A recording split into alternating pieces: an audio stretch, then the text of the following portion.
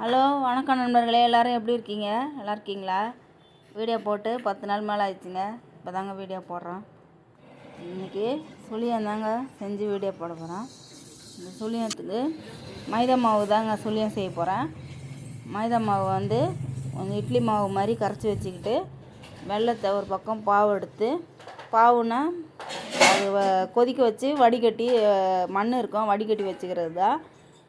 குக்கரில் வந்து கடலப்பருப்பு 2 மணி நேரம் முன்னாடியே ஊற வச்சுட்டு, குக்கரில் ஒரு 4-5 விசில் வச்சு வேக வச்சு எடுத்துட்டாங்க. இந்த பக்கம் வந்து வெல்லத்தை தண்ணி ஊற்றி, லேசாக கொஞ்சமாக தண்ணி ஊற்றி, அந்த மண் இருக்கும் அதில், அதனால் அதை கொதிக்க வச்சு வடிகட்டி எடுத்துக்கிட்டு, இந்த கடலப்பருப்பை வேக வச்சு அதையும் தண்ணியை வடிச்சிட்டு, கடலப்பருப்பை நல்லா ஒன்றும் பாதியாக மத்து வச்சு மசிச்சுட்டு, இந்த வெள்ளைப்பாவை வடிகட்டி அதே கடாயில் மறுபடியும் கடாயை கழுவிட்டு அதே கடாயில் வெள்ளைப்பாவை ஊற்றி, அந்த வெல்லம் வந்து கொதி வந்தோடனே இந்த பருப்பு வந்து ஒன்றும் பாதியாக மசித்து வச்சுருக்கேன், அதை போட்டு அதிலே கிண்டிட்டு, அது கூடவே தேங்காயும் திருவி வச்சுருக்கேங்க.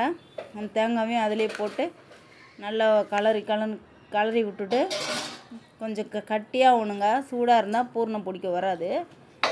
கொஞ்சம் நல்லா கட்டியாக இலகுன மாதிரி இருக்கும், நல்லா கட்டியாக வரணுங்க. கட்டியாக வந்தோடனே எடுத்து ஆற வச்சுட்டு, அதுக்கப்புறமா உருண்டை பிடிச்சி மைதா மாவில் டிப் பண்ணி எண்ணெயில் போட்டு பொரித்து எடுத்தேங்க. அவ்வளோதாங்க.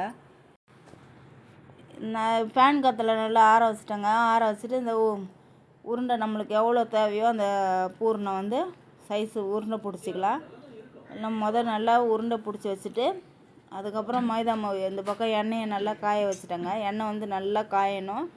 நம்ம போடும் போது அந்த சலன்னு கொதிக்கணுங்க. அப்போ தான் மேலே இருக்கிற அந்த மாவு வந்து நல்லா வெந்து மொறுன்னு இருக்கும். உள்ளே வந்து நம்மளுக்கு சாஃப்டாக இருக்கும், மேலே அந்த மாவு வந்து மொறுன்னு இருக்கும். இதாங்க சுழியம். இந்த சுழியம் வந்து தீபாவளி அப்போ எங்கள் ஆயா தான் செஞ்சு கொடுப்பாங்க. அது ஞாபகம் வந்துருச்சுங்க, சரி செஞ்சு பார்க்கலான்னு செஞ்சேன். இந்த வீடியோ உங்களுக்கு பிடிச்சிருந்துச்சுன்னா சப்ஸ்கிரைப் பண்ணுங்கள். பாய்.